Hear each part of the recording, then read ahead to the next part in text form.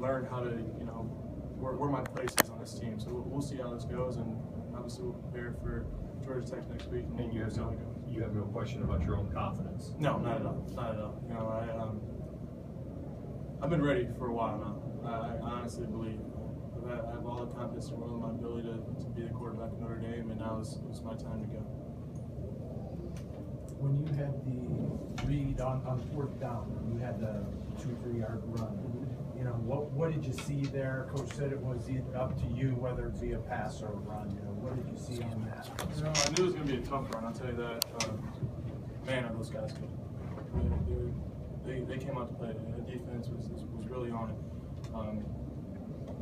I knew that it was going to be a tight hole. They're doing a good job disguising their coverages. I didn't necessarily think that the way that they drove on Will Fuller's slant earlier in the drive, I didn't know if it was necessarily the best to go to a quick game, so I kept myself and just kind of try to grind it out for 2 yards. 2 yards isn't necessarily the longest run in the world, and I knew that I could fall over and hopefully get to that run. What's going through your mind when they're looking at Malik and they tell you to start getting ready? What's running through your mind on all that? No, not much. It's kind of weird. I expected that I was going to be very, very nervous when that time came, and obviously I go to bed the night before a game trying to prepare myself for that moment to happen, and I just kind of blanked. It was time to play football. That's the only way I could look at it. It was just, I looked at Jalen Smith coming off the field and Sheldon Day coming off the field and looked at me saying, hey, look, you got to win us a game here, and that's the only thing I had in my mind. I wasn't going to be the guy to go out there and quote-unquote lose a game for the Irish.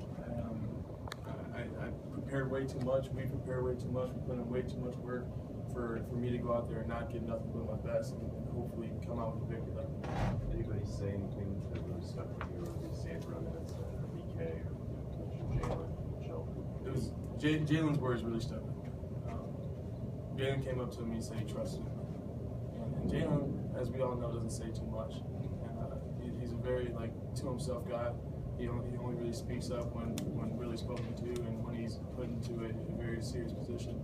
And he came up to me and he said, hey, look, I trust in you. We got to go win a game here. We didn't get the stop that we needed. Now I need you to take it over. And obviously, we went out there, and with that in mind, there was no stopping the Irish. Coach Sanford and I talked earlier today about the 2012 team and how they went about their season. They talked about never losing. And you just kind of have to have that mindset to refuse to lose. And that kind of soaked in that last drive that you can't lose in that situation. Do you remember